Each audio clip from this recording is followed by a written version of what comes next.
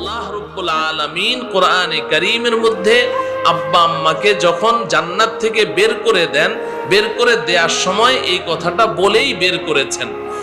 সূরাতুল বাকারা ৩২ নং আয়াতে আল্লাহ পাক বলছেন, কুল নাহবিতু মিনহা জামিআ, কুল নাহবিতু মিনহা জামিআ فإما يأتينكم مني هدى فمن تبع هداي فلا خوف عليهم ولا هم يحزنون। আল্লাহ রাব্বুল আলামিন বলেন যে আমি আদম এবং হাওয়াকে বললাম, আদম হাওয়া আমার জান্নাত থেকে নেমে যাও, জান্নাত থেকে নেমে যাও, নেমে যাও, বের হয়ে যাও, এই কথা বলেননি। আল্লাহ পাকের কোরআনে কারীমের প্রত্যেকটা শব্দের মধ্যেই বিশাল বিশাল রহস্য লুকায়িত আছে, তাই না? আল্লাহ পাক জান্নাত থেকে বের হয়ে যাও এটা বলেননি, কি বলেছেন? নেমে যাও বলেছেন। এই শব্দটা মনে রাখেন, খুব দরকার এটা মনে রাখা। কারণ হাবাতা ইয়াহবিতু হুবুতন এর অর্থ হলো উপর থেকে নিচের দিকে অবতরণ করা, আর বের হওয়ার আরবি হলো খারাজা ইয়াখরুজু খুরুজান, মানে বের হওয়া। আল্লাহ পাক বলেননি কুল নাখরুজু মিনহা জামিআ, এটা বলেননি যে তোমরা বের হয়ে যাও, আদম হাওয়া জান্নাত থেকে বের হয়ে যাও, না, আল্লাহ এটা বলেননি। কি বলেছেন? কুল নাহবিতু মিনহা জামিআ, জান্নাত থেকে নেমে যাও, নেমে যাও। তো আব্বা আম্মা আল্লাহ পাকের নির্দেশ পাওয়া মাত্র জান্নাত থেকে নেমে সোজা দুনিয়াতে চলে এসেছে। এই যে নেমে যাও শব্দটি আল্লাহ পাক বললেন, এই শব্দ থেকে আমাদের কি এটা বুঝে আসে যে আমাদের আসল বাড়ি জান্নাতটা এখন কোন দিকে আছে? কিছু কি বুঝেন? কোন দিকে বলেন তো? মাশাআল্লাহ, সবাই বুঝেন নাই, কয়েকজন বুঝেছেন। কোন দিকে বলেন? উপরের দিকে। আপনি বিকেল 5টায় অফিস থেকে ফিরেছেন, আপনার 3 নম্বর ছেলেটা খুব দুষ্ট, খালি গাছে চড়ে। আপনি অফিস থেকে এসে দেখেন নারিকেল গাছের আগায় উঠে বসে আছে। আপনি ওর দিকে তাকিয়ে কি বলবেন? এই বের হ, এটা বলবেন? কি বলবেন? নেমে আয়, নেমে আয় বলবেন না? আপনি যখন বললেন এই দুষ্ট নেমে আয়, আপনার গিন্নি পাকঘরে বসে রান্না বান্না করছে, সে কিন্তু জানে না তার বাছাধন এখন কোথায় আছে। কিন্তু আপনি যখন বললেন নেমে আয়, এখন কি তার বুঝতে বাকি আছে যে বাছাধন এখন গাছের আগায়? কোনো বাকি আছে? তাহলে এই শব্দ থেকে বোঝা যায় যে সে এখন উপরে আছে। মুফাসসিরিনে কেরামও এই শব্দ থেকে আবিষ্কার করেছেন যে আমাদের আসল বাড়ি, আসল ঠিকানা জান্নাত এখন আমাদের উপরে আছে। সুবহানাল্লাহ। না হলে আল্লাহ পাক নামতে বললেন কেন? বের হয়ে যাও বলতেন। আর আমাদের আব্বা আম্মা জান্নাত থেকে নেমে সোজা পৃথিবীতে আসলেন। আব্বাজান আসলেন শ্রীলঙ্কায়, আম্মাজান আসলেন আরব দেশের জেদ্দায়, ঠিক কিনা বলেন? শ্রীলঙ্কায় আব্বাজান সর্বপ্রথম জান্নাত থেকে নেমে পাটা ফেলেছেন শ্রীলঙ্কায়। ধারণা করা হচ্ছে, ছোটবেলায় যখন শুনেছি যে আব্বাজান শ্রীলঙ্কায় এসে পা রেখেছেন, তখন থেকেই মনের মধ্যে একটা শখ ছিল যে যদি কখনো সম্ভব হয় শ্রীলঙ্কায় যেতে পারি, গিয়ে দেখবো আব্বাজান কোথায় এসেছেন। আলহামদুলিল্লাহ, সেই বহু বহু বছর পরে আল্লাহ পাক আমাকে শ্রীলঙ্কা যাওয়ার তৌফিক দিয়েছেন। তো সেখানে যাওয়ার পরে, যাওয়ার আগেই বিমানে বসেই সন্ধান পেয়ে গেছি যে কোথায় আব্বাজান এসেছেন। তো শ্রীলঙ্কা যাওয়ার পরে দেখি যে শ্রীলঙ্কার সেই প্রাক্তন রাজধানী, সাবেক রাজধানী ক্যান্ডি, এই ক্যান্ডি বর্তমান রাজধানীর নাম কি? কলম্বো। বলেন কলম্বো। এই কলম্বো থেকে 450 কিলোমিটার দূরে ক্যান্ডি। এই ক্যান্ডি শহরে একটা পাহাড় আছে যেটাকে অ্যাডামস পিক বলা হয়, আদমের পাহাড়। এই পাহাড়টা উচ্চতা হলো 7365 ফিট। সুবহানাল্লাহ বলেন। কত উঁচু? 7365 ফিট উঁচু, অনেক উঁচু। 7365 ফিট, এটা অনেক উঁচু। একটা হেলিকপ্টার আমাদের এই যে মাথার উপর দিয়ে যায় না, হেলিকপ্টার উড়ে, এই হেলিকপ্টারটা আপনার 200 ফিট উপর দিয়ে উঠে। কয়শো ফিট? 200 ফিট। 200 ফিট উপর দিয়ে হেলিকপ্টার উড়ে, আর ওটা কত উপরে? 7,365, তার মানে প্রায় 7,500 ফিট উঁচু। এই পাহাড়ের উপরে বিশাল বড় একটা পাথর আছে। এই পাথরের পিঠের উপরে একটা পায়ের ছাপ, 5 আঙ্গুল সহ পায়ের ছাপ গেড়ে বসে আছে। এখন এই পায়ের ছাপটা পাথরের মধ্যে, এখানে অনেক হাজী সাহেবরা আছেন না? হাজী সাহেবরা আছেন কিনা? তো ওখানে এই কাবা ঘরের পাশে মাকামে ইব্রাহিম, আমাদের আব্বাজান হযরতে ইব্রাহিম আলাইহিস সালামের পায়ের ছাপ আছে না নাই? হ্যাঁ, আছে। তো ওই পাথরটার গায়ে একটা পায়ের ছাপ 5 আঙ্গুল সহ গেড়ে বসে আছে। এখন শ্রীলঙ্কানদের মধ্যে এটা নিয়ে 3 কথা আছে যে এই পাটা কার পা। এটা নিয়ে 3 কথা আছে। শ্রীলঙ্কার অধিকাংশ অধিবাসী হচ্ছে বৌদ্ধ ধর্মাবলম্বী, অধিকাংশরাই বৌদ্ধ ধর্মাবলম্বী। ওদের দাবি হচ্ছে যে এটা গৌতম বুদ্ধের পায়ের ছাপ। কার? গৌতম বুদ্ধের। এবং ওখানে অনেক হিন্দু ভাইয়েরা থাকে, তো হিন্দুদের দাবি হচ্ছে যে ওটা শ্রীকৃষ্ণের পায়ের ছাপ। আর শ্রীলঙ্কায় শতকরা 5 জন মুসলমান। শতকরা কয়জন? 5 জন মুসলমান। তবে বর্তমান রাজধানী কলম্বোতে শতকরা 65 জন মুসলমান বসবাস করে। তো মুসলমানদের দাবি হচ্ছে যে এটা গৌতম বুদ্ধ কিংবা শ্রীকৃষ্ণের পায়ের ছাপ নয়, এটা আমাদের আব্বাজান হযরতে আদম আলাইহিস সালাম জান্নাত থেকে নেমে সর্বপ্রথম পা রেখেছেন ওই পায়ের ছাপ। এখন 3 দল 3 দাবি করছে, দলিল প্রমাণ কারো কাছেই নাই। তাদের কাছেও নেই, আমাদের কাছেও নেই। কারণ কোরআন হাদিসে কোথাও এই কথা নেই যে হযরতে আদম আলাইহিস সালাম কোথায় এসেছেন, শ্রীলঙ্কায় এসেছেন, ওই পাথরের গায়ে পা রেখেছেন। এগুলো কোরআন হাদিসের কোথাও নেই। ঐতিহাসিক কিছু বর্ণনা আছে, ঐতিহাসিক কিছু বর্ণনা আছে। তো এখন দলিল তো কারো কাছে নেই, সবাই দাবি করে এটা। তা আমার 5 দিন সফর ছিল শ্রীলঙ্কায়, বিভিন্ন জায়গায় প্রোগ্রাম ছিল। তো এর ফাঁকে ফাঁকে বসে বসে খালি ভাবতাম যে আসলে এই পায়ের ছাপটা কার হতে পারে। আল্লাহ পাকের কাছে সাহায্য চাইলাম যে রব্বুল আলামিন যদি কিছু দলিল প্রমাণ, কিছু আলামত নিদর্শন পেয়ে যেতাম, যে কিছু ইশারা পেতাম যদি যে এটা আসলে কার পায়ের ছাপ, তাহলে মনের মধ্যে একটু প্রশান্তি অনুভব করতাম। আলহামদুলিল্লাহ এই 5 দিনে অনেক চিন্তা ভাবনা করার পর আমার দিলের মধ্যে 2টা দলিল আল্লাহ পাকের পক্ষ থেকে এসেছে। ওই 2 দলিলের ভিত্তিতে আমি শ্রীলঙ্কানদের কাছে একেবারেই জোর গলায় বলে এসেছি যে এটা আর কারো পায়ের ছাপ নয়, এটা গৌতম বুদ্ধেরও নয়, এটা শ্রীকৃষ্ণেরও নয়, এটা আমাদেরও বাবা, তোমাদেরও বাবা, সব ধর্মাবলম্বী মানব জাতির বাবা হযরতে আদম আলাইহিস সালামেরই পায়ের ছাপ। এখন বলবেন দলিল 2টা কি? 1 নম্বর দলিল হলো যে আপনারা শুনলে অবাক হবেন যে ওই পায়ের পাতার ছাপ, তো এই যে পায়ের পাতা, এই পায়ের পাতাটা লম্বা 6 ফিট 8 ইঞ্চি। পায়ের পাতাটা লম্বা কত? 6 ফিট 8 ইঞ্চি। আর পাশ হইল 3 ফিট। পাশে কত? 3 ফিট। লম্বা কত? 6 ফিট 8 ইঞ্চি। আচ্ছা, এবার আসেন আমার সাথে একটু সাক্ষী দিবেন। ওই একটা বাচ্চা, ওই যে লাল লাইট, লেজার লাইট আমার মুখের মধ্যে বারবার মারছে, ওই যে পিছনে, কেউ কি দেখতে পাচ্ছেন? তো ওখানে কেউ নেই, বাচ্চাটাকে একটু শান্ত করেন। আচ্ছা দেখেন, আপনারা যারা হজ করেছেন, হাজী সাহেবরা যারা আছেন, আমি দোয়া করি আজকের এই মাহফিলে যারা আমার সামনে উপস্থিত আছেন, ডানে বাঁয়ে সামনে পেছনে, ধনী গরিব, বুড়ো জোয়ান, ছোট বাচ্চা, নারী পুরুষ, যারা এই মাহফিল শুনছেন, আমি আল্লাহ পাকের কাছে দোয়া করি আল্লাহ রব্বুল আলামিন সকলকেই আল্লাহ পাকের ঘর, সকলকে অন্তত পক্ষে একবারের জন্য হলেও স্বচক্ষে জিয়ারত করার তৌফিক দান করেন। যারা হজ করেছেন বাইতুল্লাহর পাশে মাকামে ইব্রাহিমে, আমাদের মুসলিম জাতির পিতা নাম কি? জোরে বলেন। এতদিন আসতে বলেছেন, এখন একটু জোরে বলেন।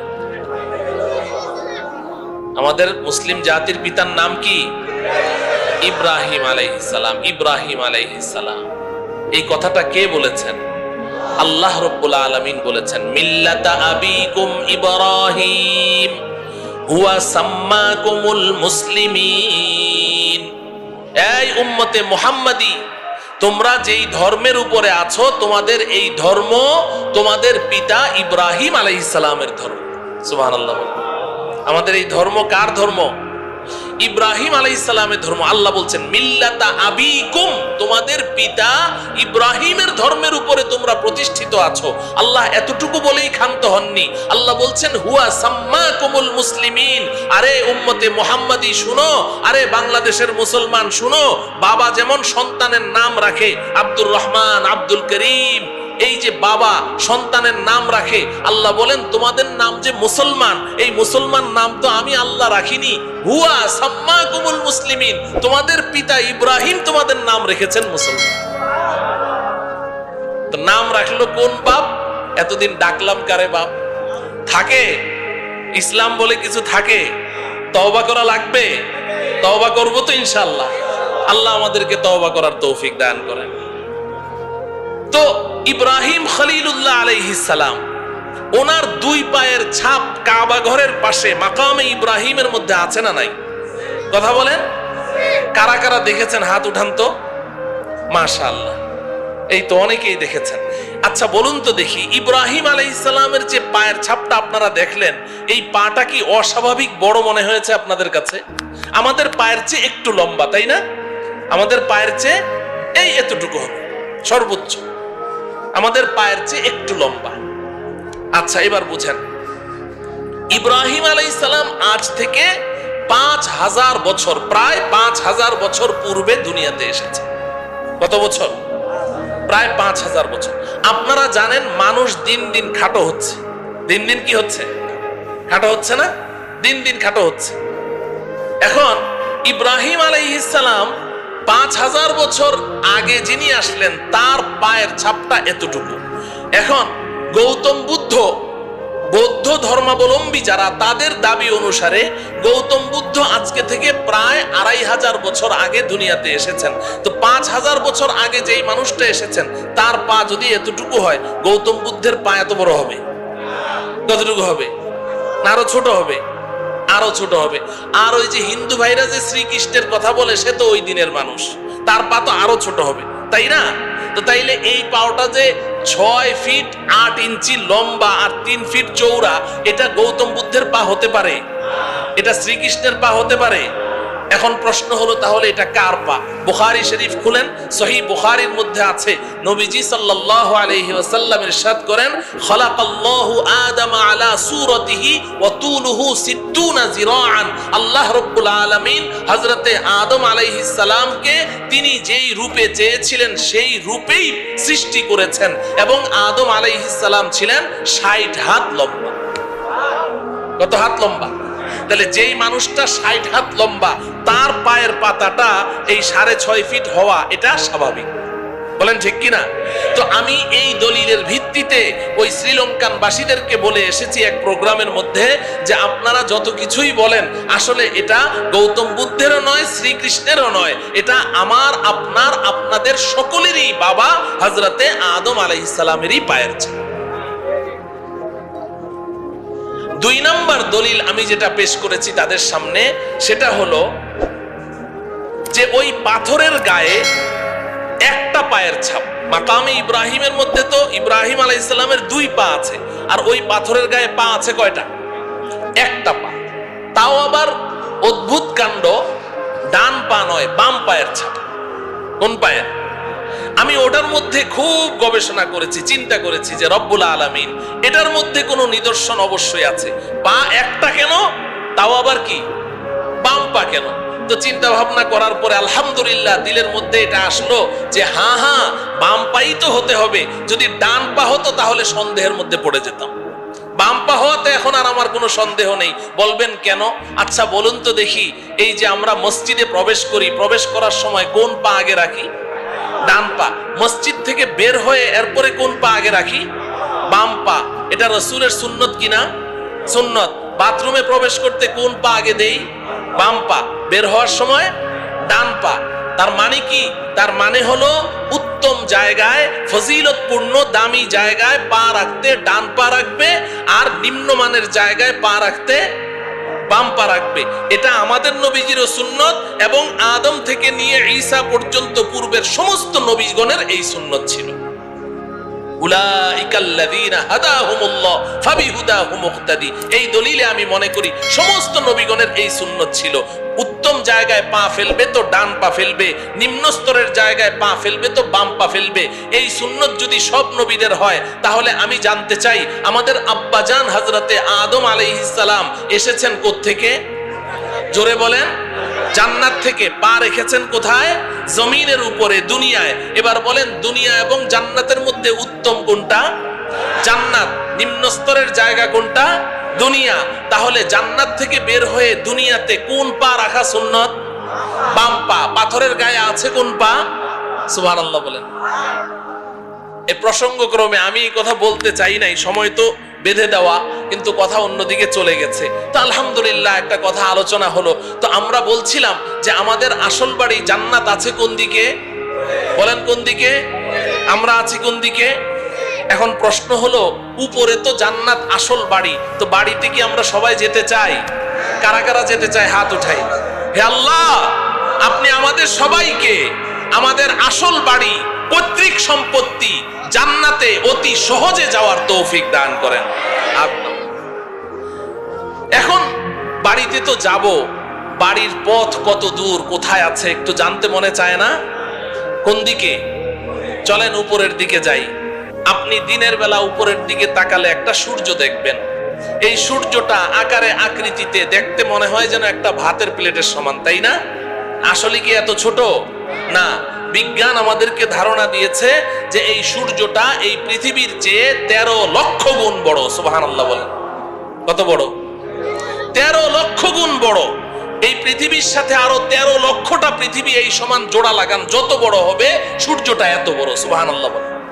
প্রশ্ন হলো, এত বিশাল সূর্য দেখা যায় এত ছোট একটা ভাতের থালার সমান, ঘটনা কি? এত ছোট কেন দেখা যায় বলেন তো? অনেক উপরে। বলেন অনেক উপরে। প্রশ্ন হলো, সূর্যটা কত উপরে আছে? বিজ্ঞান আমাদেরকে ধারণা দিয়েছে যে এই সূর্যটা এই জমিন থেকে 9,30,00,000 মাইল উপরে আছে। সুবহানাল্লাহ বলেন। কত উপরে বলেন? 9,30,00,000 মাইল। মুখে তো বলে ফেললাম, কল্পনা করা যায়? 9,30,00,000 মাইল উপরে সূর্য। আচ্ছা যাই হোক, এই সূর্যের দেশে যদি আপনি চলে গেলেন 9,30,00,000 মাইল উপরে, সেখানে গিয়ে কি আমাদের আসল বাড়ি জান্নাতের কোনো সন্ধান পাওয়া গেল? তাহলে আরো উপরে যেতে হবে। যেহেতু আল্লাহ বলেছেন উপরে আছে, তাহলে উপরে আরো উপরে যেতে হবে। চলেন উপরে যাই। সন্ধ্যাবেলা আপনি উপরের দিকে তাকান, দেখবেন যে মিটমিট করে জ্বলছে জোনাকি পোকার মতো। এগুলো কি? তারা। আচ্ছা ভাই বলেন তো দেখি, এই তারাগুলো আকারে আকৃতিতে এই জোনাকি পোকার সাইজ নাকি আরেকটু বড়? তারাগুলো কত বড়? তারাগুলো কত বড়? বিজ্ঞান বলছে যে আকাশের এক একটা নক্ষত্র, এক একটা তারা পৃথিবীর চেয়ে নয়, পৃথিবীর চেয়ে নয়, আকাশের এক একটা তারা সূর্যের চেয়ে লক্ষ কোটি গুণ বড়। এত বিশাল তারা দেখা যায় জোনাকি পোকার মতো। ঘটনা কি? আরো উপরে। বলেন আরো উপরে। প্রশ্ন হলো, তারাগুলো কত উপরে আছে? তারাগুলো কত উপরে আছে? বিজ্ঞান এ ব্যাপারে আমাদেরকে কোনো ধারণা দিতে অক্ষম। তবে অনেক গবেষণা করে বিজ্ঞান একটা তারার সন্ধান বের করেছে, যেটা পৃথিবীর সবচেয়ে কাছে, সবচেয়ে নিচের যেই তারকাটি, জমিনের সবচেয়ে কাছে, এটার নাম বিজ্ঞান দিয়েছে প্রক্সিমা সেন্টারাই। বিজ্ঞান বলে প্রক্সিমা সেন্টারাই নামের এই দুনিয়ার সবচেয়ে কাছের যেই তারাটি, এটা এই জমিন থেকে 25 লক্ষ কোটি মাইল উপরে আছে। কত উপরে? 25 লক্ষ না, 25 লক্ষ কোটি মাইল উপরে। 25 কোটিও না, 25 লক্ষও না। কত? 25 লক্ষ কোটি মাইল উপরে হচ্ছে সবচেয়ে কাছের তারা। তাহলে উপরের তারাগুলো কোথায় আছে? বিজ্ঞান বলে এই ব্যাপারে আমরা কোনো ধারণা দিতে পারবো না। তাফসিরে রুহুল বায়ান নামে একটি কিতাব আছে, তাফসিরের কিতাব। তাফসিরে বলেন? রুহুল বায়ান, তাফসিরে রুহুল বায়ান এই কিতাবের মধ্যে আছে। আল্লাহর কুদরত বুঝার জন্য বলছি, আমাদের বিবেকের মধ্যে এতটুকু ধারণ ক্ষমতা নেই বুঝার মতো। আল্লাহর কুদরত একটু বুঝার জন্য বলছি। এই যে স্টেজে লাইট জ্বলছে, এই যে আলো জ্বলছে, এই আলো দৌড়ায় কি দৌড়ায় না? আলো দৌড়ায় না? আপনি টর্চ অন করেন, টর্চ লাইট, সাথে সাথে আলোটা দেখবেন ওই দেয়ালের গায়ে দেখা যাচ্ছে। দৌড় মারলো কিনা? কত মাইল স্পিডে? আলোর গতি কত বলেন? প্রতি সেকেন্ডে, ঘন্টায় না, প্রতি সেকেন্ডে 1,86,000 মাইল দূরে চলে যায় আলো। আপনি চোখের পলক মেরেছেন না, এই চোখের পলকে আলোটা কত দূর চলে যায়? 1,86,000 মাইল। একটু কল্পনা করেন আল্লাহ পাকের কুদরত কত, শক্তি কত। এই আলোর গতিটা মনে রাখেন। এবার তাফসিরে রুহুল বায়ানের মধ্যে আছে আল্লাহ রব্বুল আলামিন আকাশে এমন অসংখ্য অগণিত তারা সৃষ্টি করেছেন। যেই দিন আল্লাহ পাক ওই তারাগুলোকে সৃষ্টি করেছেন, কত হাজার বছর আগে সৃষ্টি করেছেন আল্লাহ ছাড়া কেউ বলতে পারবে না। যেই দিন ওই তারাগুলো সৃষ্টি করেছেন, ওই দিন প্রত্যেকটা তারা তাদের নিজ নিজ আলো পৃথিবীর দিকে ছেড়ে দিয়েছে। ওই আলোগুলো দৌড় শুরু করেছে প্রতি সেকেন্ডে 1,86,000 মাইল স্পিডে দৌড় শুরু করেছে। আজও সেই আলো পৃথিবীর দিকে দৌড়াচ্ছে, আজও দৌড়াচ্ছে, এখনো পর্যন্ত পৃথিবীতে এসে পৌঁছতে পারে নাই। অতএব কল্পনা করে দেখুন যে আকাশের তারাগুলো কোথায় আছে। আল্লাহ, আচ্ছা, সেই আকাশের তারা যেখানে আছে, সর্বোচ্চ তারা, ওই পর্যন্ত গেলাম, কিন্তু আসল বাড়ির কোনো খোঁজ খবর পাওয়া গেল? হ্যাঁ, তাইলে আরো উপরে যেতে হবে। যেতে রাজি? এই জমিন থেকে সবার উপরে যেই তারাটি আছে, এর উপরে আর কোনো তারা নেই, সৌরজগৎ শেষ, এরপরে মহাশূন্য শুরু হয়ে গেছে। এই জমিন থেকে সবার উপরে যেই তারাটি আছে, ওই পর্যন্ত আপনি যেই পরিমাণ পথ অতিক্রম করলেন, সবার উপরের তারাটা পার হয়ে আরো ঠিক এই সমপরিমাণ মহাশূন্য পাড়ি দিয়ে আপনি যদি উপরে যেতে পারেন, সেখানে গিয়ে পাবেন প্রথম আসমানের তলা। কি পাওয়া যাবে? প্রথম আসমানের তলা পাওয়া যাবে। আসমান আছে না নাই? হ্যাঁ, বিজ্ঞান কি বলে? বিজ্ঞানের ছাত্ররা এখানে আছে না? বিজ্ঞান তো আসমানকে স্বীকার করে না। বিজ্ঞান বলে আকাশ বলতে কিছু নেই। আল্লাহ, আকাশ আছে তো? বিজ্ঞান অস্বীকার করলো যে। একটা গল্প শুনবেন। আমি তখন হেফজখানায় পড়ি, আমাদের ওস্তাদজির মুখে শুনেছি। এক বুড়ি, তার পৃথিবীতে একটা পুত্র সন্তান, আর কেউ নেই। ওই পুত্র সন্তানটাই তার অন্ধের যষ্টি, ওইটাই তার সম্বল। অনেক শখ করে ওই বুড়ি তার ছেলেকে বিয়ে করিয়েছে, তবে পুত্রবধূ সর্বসাকুল্যে 1.5 হাত লম্বা। কত? 1.5 হাত লম্বা মানুষদেরকে আপনারা কি বলেন? বাউন, বামুন, বাইট্টা।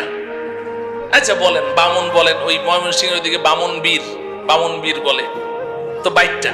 এখন 1.5 হাত লম্বা পুত্রবধূ। তো একদিন বুড়ি পাকঘরে বসে রান্না করছে, তরকারি চুলায়। এখন পানি ঢালবে, কলসি নাড়া দিয়ে দেখে 1 ফোঁটা পানিও নেই। তো বৌমাকে ডাকলো, বৌমা কলসিটা নিয়ে যাও, পুকুর থেকে 1 কলসি পানি নিয়ে আসো, তাড়াতাড়ি আসো, চুলায় কিন্তু তরকারি, তাড়াতাড়ি আসো। বৌমা পানি আনতে গেছে তো গেছে, আধা ঘন্টা পার, বৌমা আর আসে না। বুড়ি চিৎকার করে বলছে, বৌমা পানি আনতে তো 5 মিনিট লাগে, তুমি আধা ঘন্টা পর্যন্ত করছোটা কি? তরকারি পুড়ে ছাই, আজকে কপালে আর তোমার খাবার জুটবে না, তুমি গেলে কোথায়, মরলে নাকি? বৌমা পাশের রুম থেকে চিৎকার দিয়ে বলে, আম্মা আমি 5 মিনিটেই তো পানি নিয়ে এসেছি, তো দিচ্ছ না কেন? ওই আম্মা একটা অ্যাক্সিডেন্ট হয়ে গেছে। কি অ্যাক্সিডেন্ট হলো? বলে যে আম্মা বিয়ের সময় আপনি না আমাকে একটা স্বর্ণের চেইন দিয়েছিলেন। বলে হ্যাঁ, ওই চেইনটা ছিঁড়ে কলসির মধ্যে পড়ে গেছে। তো হয়েছেটা কি? কলসির মধ্যেই তো পড়েছে। কই যে আম্মা হ্যাঁ, কলসির মধ্যেই তো পড়েছে, তুমি নিজে দেখেছো? বলে আমি নিজের চোখে দেখলাম কলসির মধ্যে পড়েছে। তো তাহলে এক কাজ কর, তোর মাথায় কি বুদ্ধি শুদ্ধি নাই? তুই এক কাজ কর, কলসির মুখ দিয়ে হাতটা ভরে দে, কলসির তলা থেকে চেইনটা তুলে নে, পানিটা চেঞ্জ করে নিয়ে আয়। আর না হলে 5 মিনিট সময় বেশি লাগবে, তুই আধা ঘন্টা পর্যন্ত করছিসটা কি? বৌমা পাশের রুম থেকে চিৎকার দিয়ে বলে, আম্মা এই মাত্র আপনি যে বুদ্ধিটা শিখাইলেন, আমি আধা ঘন্টা থেকে ওই কাজেই ব্যস্ত আছি। কিন্তু আম্মা বড় আশ্চর্যের ব্যাপার, আপনার কলসির তো তলা নাই। আপনার কলসির কি নাই? তলা নাই। বুড়ি পাকঘর থেকে বলে, বৌমা কলসির তলা তো কলসির তলার জায়গায় ঠিকই আছে, তুই যে বামন বীর বাইটটা তোর হাত খাটো ওই পর্যন্ত যায় না। বলেন ঠিক কিনা? আল্লাহ রাব্বুল আলামিন কোরআনে হাকিমে বারবার বলেছেন, একটি নয় দুইটি নয়, আমি 7টি আসমান সৃষ্টি করেছি। আল্লাহর কথা কখনো অবাস্তব হতে পারে না। আসমান তো আসমানের জায়গায় আছে। যে সকল বিজ্ঞানীরা তারা এই আসমানের অস্তিত্বকে অস্বীকার করেছে, তারা তো বাইটটা বামন বীর, তাদের হাত খাটো ওই পর্যন্ত যায় না। এজন্য পৃথিবীর শ্রেষ্ঠ বিজ্ঞানী মুসলিম দার্শনিক, আপনারা সকলেই তার নাম শুনেছেন, মহাকবি আল্লামা ইকবাল রহমতুল্লাহ আলাইহি। নাম শুনেছেন? মহাকবি আল্লামা ইকবাল একজন শ্রেষ্ঠ দার্শনিক ছিলেন, শ্রেষ্ঠ বিজ্ঞানী ছিলেন। তিনি সারাটা জীবন বিজ্ঞানের পেছনে দৌড়িয়েছেন, অক্সফোর্ড ইউনিভার্সিটিতে পড়াশোনা করেছেন, ইহুদি খ্রিস্টানদের মাঝেই তিনি বেড়ে উঠেছেন। কিন্তু আল্লাহ পাক তার নসিবে হেদায়েত লিখে রেখেছেন, এজন্য তিনি নষ্ট হন নাই, বেলাইনে যান নাই। তিনি সারা জীবন বিজ্ঞানের পেছনে দৌড়িয়ে জীবনের শেষ মুহূর্তে এসে আত্মসমর্পণ করেছেন, সারেন্ডার করেছেন। তিনি স্বীকার করেছেন বিজ্ঞান মানেই হচ্ছে একটা ধোঁকা, বিজ্ঞান মানেই হচ্ছে একটা মরিচিকা। কারণ বিজ্ঞান সকালে এক থিওরি দেয়, বিকালে ওটাকে অস্বীকার করে যে না ওটা ঠিক নাই, আবার নতুন থিওরি দেয়, আবার পরের দিন ওটাকে অস্বীকার করে, আবার নতুন থিওরি দেয়। আমরা এক সময় শুনেছি যে বিজ্ঞান এক সময় জোরে সোরে দাবি করেছে যে সূর্য ঘুরে, পৃথিবী ঘুরে না, সূর্য ঘুরে, পৃথিবী ঘুরে না। এরপর মাঝখানে আরেক দল বিজ্ঞানী কিছুদিনের জন্য আবিষ্কার হলো, তারা এসে বলল যে না আগের বিজ্ঞানীদের থিওরি ভুল। বলে সঠিকটা কি? কয় যে পৃথিবী ঘুরে, সূর্য ঘুরে না। এখন বর্তমান দুনিয়ার সমস্ত বিজ্ঞানী প্রায় একমত, তারা বলে আগের দোনোদল বিজ্ঞানীদের থিওরি ভুল। বলে সঠিকটা কি? কয় যে সূর্যও ঘুরে, পৃথিবীও ঘুরে। বলে কি বলে না? এখন বর্তমান বিজ্ঞানের দাবি কি? সূর্যও ঘুরে, পৃথিবীও ঘুরে। আর কিছুদিন যদি বাঁচি তাহলে দেখবো আরেক দল বিজ্ঞানী আসবে, এসে বলবে আগের 3 দল বিজ্ঞানীদের থিওরি ভুল। বলে তাহলে সঠিকটা কি? বলবে একটাও ঘুরে না। অসম্ভব কি? বলতে পারে। তো বিজ্ঞান মানেই হচ্ছে মরিচিকা, এক একবার এক এক থিওরি দেয়। তো আল্লামা ইকবাল রহমতুল্লাহ আলাইহি সারাটা জীবন বিজ্ঞানের পেছনে দৌড়ালেন, এরপরে অন্তিম মুহূর্তে এসে আত্মসমর্পণ করছেন। কোই कहता है नहीं है, कोई कहता है कि है, या खबर है या नहीं है तेरी दुनिया का वजूद। अब जुनून से काम लूंगा मैं रहे तहकीक में, अक्ल के पीछे बहुत ही वक्त जाया कर चुका, अक्ल के पीछे बहुत ही वक्त जाया कर चुका। আল্লামা ইকবাল বলেন রব্বুল আলামিন সারাটা জীবন তো বিজ্ঞানের পেছনে দৌড়ালাম, কিন্তু বিজ্ঞান আজকে এক থিওরি দেয়, কালকে এক থিওরি দেয়। একবার বলে সূর্য ঘুরে, একবার বলে পৃথিবী ঘুরে, একবার বলে দুটোটা ঘুরে, একবার বলে আসমান আছে, আরেকবার বলে আসমান নাই। আমি তো পাগল হয়ে যাওয়ার পালা রব্বুল আলামিন। আর আমি বিজ্ঞানের পেছনে দৌড়াতে চাই না। এখন আপনার কাছে জীবনের অন্তিম মুহূর্তে আমার একটাই দরখাস্ত, अब जुनून से काम लूंगा मैं रहे तहकीक में, अक्ल के पीछे बहुत ही वक्त जाया कर चुका। রব্বুল আলামিন এখন আর আমি বিজ্ঞানের মাধ্যমে কোনো জিনিস যাচাই করতে চাই না। এখন আমি আপনার কিতাব কোরআনের মাধ্যমে যাচাই করতে চাই। আপনি যেটা বলবেন ওটাকেই বিশ্বাস করতে চাই, এবং আপনি আমাকে ওই বিজ্ঞানীদের দল থেকে বের করে ওই সমস্ত বান্দাদের অন্তর্ভুক্ত করে দেন যেই বান্দাদেরকে দুনিয়ার মানুষ আপনার পাগল মনে করে, আমাকে ওই পাগলদের অন্তর্ভুক্ত করে দেন। আসমান আছে না নাই? কতদূর গেলাম? প্রথম আসমানের তলা মনে আছে তো? তো প্রথম আসমানের তলা পর্যন্ত না গেলাম, কিন্তু আসল বাড়ি জান্নাতের কোনো খোঁজ খবর পাওয়া গেল? আরো উপরে যাওয়া লাগবে। এই জমিন থেকে প্রথম আসমানের তলা পর্যন্ত যতটুকু পথ আপনি পাড়ি দিয়েছেন, ভালো করে বুঝেন, এই জমিন থেকে প্রথম আসমানের তলা পর্যন্ত যতটুকু পথ পাড়ি দিয়েছেন, প্রথম আসমানটা মোটাও এই পরিমাণ। সুবহানাল্লাহ বলেন। প্রথম আসমানটা মোটাও এই পরিমাণ। এরপর প্রথম আসমান থেকে দ্বিতীয় আসমানের দূরত্ব এই পরিমাণ, দ্বিতীয় আসমানটাও মোটা এই পরিমাণ। এইভাবে আপনি উপরের দিকে যেতে থাকেন। তৃতীয় আসমান আবার মহাশূন্য, চতুর্থ আসমান আবার মহাশূন্য, পঞ্চম আসমান আবার মহাশূন্য, ষষ্ঠ আসমান আবার মহাশূন্য, সপ্তম আসমান। এই জমিন থেকে সপ্তম আসমানের ছাদ পর্যন্ত যতটুকু পথ আপনি অতিক্রম করেছেন, সপ্তম আসমান পার হয়ে আরো ঠিক এই সমপরিমাণ মহাশূন্য পাড়ি দিয়ে আপনি যদি উপরে যেতে পারেন, সেখানে গিয়ে পাবেন সিদরাতুল মুনতাহা। কি পাওয়া যাবে? সবাই আমার সাথে বলেন, সিদরাতুল মুনতাহা। সিদরাতুল মুনতাহা, এই নামটা মনে রাখতে হবে, বাড়ির ঠিকানা তো সিদরাতুল মুনতাহা। এবার আল্লাহ রাব্বুল আলামিন আমার আপনার আসল বাড়ি, আমার আপনার আব্বা আম্মার বাড়ি, আমাদের পৈতৃক সম্পত্তি জান্নাতের ঠিকানা বলে দিচ্ছেন। ইনদা সিদরাতিল মুনতাহা ইনদাহা জান্নাতুল মাওয়া। এই দুনিয়ার মুসলমান শুনে রাখো, আমি তোমাদের জন্য, আমার ইমানদার পরহেজগার বান্দাবান্দীদের জন্য আমি যেই বিশাল জান্নাত তৈরি করেছি, এই জান্নাতটা আমি আল্লাহ সিদরাতুল মুনতাহার নিকটে তৈরি করে রেখেছি। কোথায়? সিদরাতুল মুনতাহা বলেন, সবাই বলেন সিদরাতুল মুনতাহা। বাড়ির ঠিকানা জানা লাগবে না, বাড়ির এলাকার নাম জানতে হবে। আমাদের বাড়ির এলাকার নাম কি? সিদরাতুল মুনতাহা। আল্লাহ রাব্বুল আলামিন বলছেন, ওই সিদরাতুল মুনতাহার নিকটে আমি আল্লাহ জান্নাত নামের বাড়ি তৈরি করে রেখেছি। মুহতারাম হাজরিন, আমাদের দেশের কিছু নষ্ট ভ্রষ্ট নাস্তিক দাবিদার কিছু ছেলেরা, এরা এই মাঝে মধ্যে উল্টাপাল্টা কিছু বকাবকি করে কোরআন হাদিস ইসলাম ঈমান সম্পর্কে, আল্লাহ রসুল সম্পর্কে। এই ভ্রষ্ট নষ্ট ছেলেগুলো তারা বলে জান্নাত বলতে কিচ্ছু নাই।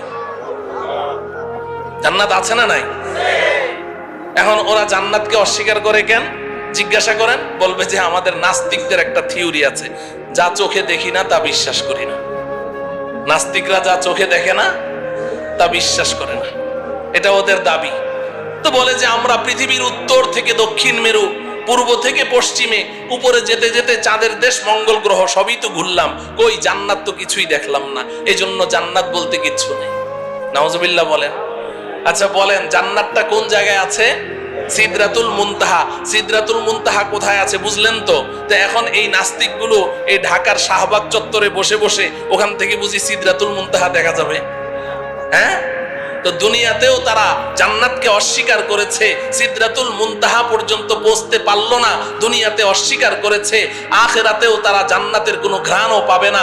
আমরা ইনশাআল্লাহ দুনিয়াতে যেহেতু আমরা বিশ্বাস করেছি, আমাদের জান্নাতের বাড়ির সন্ধান লাভ করেছি, আল্লাহর কথা বিশ্বাস করেছি, রাসূলের কথা বিশ্বাস করেছি, আব্বাজান হযরতে আদমের কথা বিশ্বাস করেছি, ইনশাআল্লাহ পরকালে আমরা আমাদের আসল বাড়ি জান্নাতের মালিক হবই হব ইনশাআল্লাহ। আল্লাহ রাব্বুল আলামিন আমাদের সবাইকে আমাদের আসল বাড়ি পর্যন্ত অতি নিরাপদে পৌঁছার তৌফিক দান করুন। তো বাড়ির সন্ধান তো পাইলাম, কোথায় আছে? এখন প্রশ্ন হলো যাব কেমনে? ঠিক কিনা? হ্যাঁ, যাব কেমনে? যাব কেমনে? এতক্ষণ পর্যন্ত ওয়াজ খুব মজা লেগেছে, কারণ এতক্ষণ গল্প করলাম তো। এখন থেকে ওয়াজটা একটু তিতা তিতা লাগবে, শুনবেন তো? হ্যাঁ, আসল ওয়াজ এখন থেকে শুরু। এতক্ষণ কিন্তু ওয়াজ ছিল না, এতক্ষণ গল্প গুজব করলাম, সময় কাটাইলাম। আসল ওয়াজ এখন থেকে। যাব কেমনে, এটার না দরকার, ঠিক কিনা বলেন? আচ্ছা বলেন, নিচ থেকে উপরের দিকে উঠার পদ্ধতি কি? আপনি যদি একটা কুয়ার নিচে পড়ে গেছেন, এখন আপনি উঠতে চান উপরে, হাউমাউ করে চিৎকার করছেন, ভাইরে আমারে উঠাও রে, মল্লাম রে, গেলাম রে। এখন আপনাকে এই কুয়ার নিচ থেকে ওই গর্তের ভিতর থেকে যদি উপরে তুলতে হয়, 4 কাজ করতে হবে। কয় কাজ বলেন? 1 নাম্বার, উপর থেকে একটা রশি ছাড়তে হবে, ঠিক না? মুখস্থ করেন। 1 নাম্বার কি? 2 নাম্বার হলো রশিটা শক্ত হওয়া লাগবে, ঢিলা ঢালা হলে ছিঁড়ে যাবে। 3 নাম্বার হলো যখন রশিটা উপর থেকে ছাড়া হলো, নিচ থেকে ওই রশিটা শক্ত করে চেপে ধরতে হবে, ঠিক কিনা? যদি আপনি সত্যিকারেই উপরে উঠতে চান, তাহলে কি করতে হবে? চেপে ধরতে হবে। যদি গাউরা টাইপের হয়, কারণ আমি রশি টশি ধরুম না, উপরে উঠুম, ও কিয়ামত পর্যন্ত উঠতে পারবে নাকি? রশি ধরা লাগবে, ধরতে হবে। 4 নম্বর শর্ত হলো, যখন রশিটা আপনি চেপে ধরেছেন, এখন উপর থেকে যারা রশি ছেড়েছে দয়া মায়া করে রশিটা ধরে টান মারতে হবে, তাইলে আপনি উপরে উঠে যাবেন, ঠিক কিনা? এই কথাটুকু যখন বুঝে আসলো, এবার আসেন, আমরাও তো আমাদের আসল বাড়ি জান্নাত থেকে অনেক নিচে পড়ে গেছি, অনেক নিচে। কত নিচে এটা কল্পনাও করতে পারবো না, শুনলাম খালি এতক্ষণ ঠিকই। তা আমরা যে নিচে পড়ে গেছি, এখন যদি আমরাও আমাদের আসল বাড়ি জান্নাত পর্যন্ত উপরে উঠতে চাই, তাহলে জান্নাতের মালিক আল্লাহ রব্বুল আলামিন দয়া মায়া করে আমাদের কাছে একটা রশি ছাড়তে হবে। কি ছাড়তে হবে বলেন? রশি ছাড়তে হবে। রশিটা বড় মজবুত হওয়া লাগবে, আমাদের সকলকে ওই রশি চেপে ধরা লাগবে। এবার আল্লাহ পাক যদি দয়া করে টান মারেন, তো সোজা আমরা আমাদের আসল বাড়ি জান্নাতে পৌঁছে যাব। আপনি বলবেন, হুজুর এটা কি বললেন, আগ্রম বাগ্রম কথা, কিছুই বুঝলাম না। এই কথাটাই আল্লাহ রব্বুল আলামিন সূরা আলে ইমরানের 103 নম্বর আয়াতে বলেছেন। সুবহানাল্লাহ বলেন। সূরার নাম কি? আলে ইমরান। বলেন, সূরার নাম কি? আলে ইমরান। আয়াত নম্বর কত? 103। মনে রাখবেন, সূরা আলে ইমরান। সবাই বলেন, সূরা আলে ইমরান, আয়াত নাম্বার 103। আল্লাহ পাক বলছেন, ওয়াতাসিমু বিহাবলিল্লাহি জামিআন ওয়া লা তাফাররাকু। এই দুনিয়ার মানুষ, শক্ত করে ধরো। ইতাসিমু, আল ইতিসাম মজবুতি কে সাথ পকড়না, শুধু ধরা না। ধরার আরবি ইতিসাম না, ধরার আরবি হলো আখাযা ইয়াখুযু। আখযান মানে ধরা। আল্লাহ পাক খুজু বলেননি, ইতাসিমু বলেছেন। শক্ত করে ধরো, বিহাবলিল্লাহ, আল্লাহর রশি। সুবহানাল্লাহ বলেন। হাবলুল্লাহ মানে কি? আল্লাহর রশি। হাবলুল্লাহ মানে কি? আল্লাহ বলছেন, ইতাসিমু বিহাবলিল্লাহ, আল্লাহর রশি ধরো, জামিআন, সবাই মিলে ধরো, একজন দুইজন না। এই রশি ছিঁড়ার কোনো সম্ভাবনাই নাই, সবাই মিলে ধরো। ওয়ালা তাফাররাকু, আল্লাহর রশি ধরতে গিয়ে আপোষের মধ্যে বিচ্ছিন্ন হয়ে যেও না। সুবহানাল্লাহ বলেন। বুঝে থাকলে বলেন, সূরা আলে ইমরানের 103 নম্বর আয়াতে আল্লাহ পাক আমাদের সবাইকে কি ধরতে বলেছেন? কার রশি? কার রশি? সবাই বলেন, কার রশি? আল্লাহর রশি ধরতে বলেছেন। তো ধরতে রাজি আছি তো? এখন প্রশ্ন হলো, আল্লাহ তো রশি ধরতে বলেছেন, রশিটা ছাড়লো কে? ছাড়লেন কে? রশিটাকে শক্ত বানাইলো কে? রশি ধরে টান মারবে কে? আমাদের কাজ কি? কথা বলে না। ধরা। আমাদের কয় কাজ? বাকি 3 কাজ কার? ওই 3 কাজের ওয়াজের দরকার নেই, ওটা তো আল্লাহর কাজ। আমাদের কাজ কয়টা? তাইলে এখন প্রশ্ন হলো, ধরবো কেমনে? এই আমার ওয়াজ শেষ, রশিটা কি বাড়িতে যাইতে হবে না? ধরবো কেমনে? ধরার সিস্টেম লাগবে কি লাগবে না? নাকি সব ধরা একরকম, যে যেমনি চাই এমনি ধরলে হবে? না, এমনি ধরলে হবে না। আমি এক বক্তার ওয়াজ শুনেছিলাম ছোটবেলায়, গান শিখায়, গানের ওস্তাদ, বুড়া চিকনা চাকনা, আর ছেলে হইলো একেবারে নওজোয়ান তাগড়া। ও বলে ব্যান্ড সঙ্গীত শিল্পী হবে। ব্যান্ড সঙ্গীত কি জিনিস এটা যুবকদেরকে তো বুঝাইতে হবে না, বুড়ারা তো বুঝবেই না। ভ্যা ভ্যা করে চিল্লায় যে ব্যান্ড সঙ্গীত, এখন ওই ব্যান্ড সঙ্গীত শিল্পী হবে। এখন ওই বুড়া ওরে যতই গান শিখায়, ওই জোয়ানের গলা হইলো একটা বুড়া বকরির গলা, ফাটা বাস, ওটা দিয়ে কোনো গান বের হয় না। তো একদিন ওই উস্তাদের মন টন খারাপ। ছাত্র কয়, উস্তাদ মন খারাপ কে? কয় যে তুই আমার সুরটা একটু ধরতে পারলি না, এই জন্য আমার মন খারাপ। কি করতে পারলি না? সুরটা একটু ধরতে পারলি না। এখন ছাত্রটা ছিল আমার মতো একটু বোকা শোকা, ও চিন্তা করে যে স্যারের সুরটা ধরতে হবে, তো এইটা স্যার আগে বললো না আজকে বলছে, তো অনেক চিন্তা ভাবনা করলো যে সুর কেমনে ধরা যায়। পরে ওর মাথায় বুদ্ধি আসলো, আরে সুর তো স্যারের গলা দিয়ে বাইর হয়। ও উঠে স্যারের গলা একদম সজোরে চিপে ধরেছে, এমন জোরে চেপে ধরলো, ধরে বলে যে স্যার আজকে 6টা মাস আপনি এত কষ্ট করলেন, আপনি প্রথম দিন বলতেন আমি প্রথম দিনই ধরে ফেলতাম। এখন আজকে আমি ধরেছি, আমি আর আজকে সুর ছাড়ছি না। আপনার যতক্ষণ মন ভালো না হবে আমি সুর ছাড়বো না। স্যারের জিহ্বা এতখানি বের হয়ে গেছে।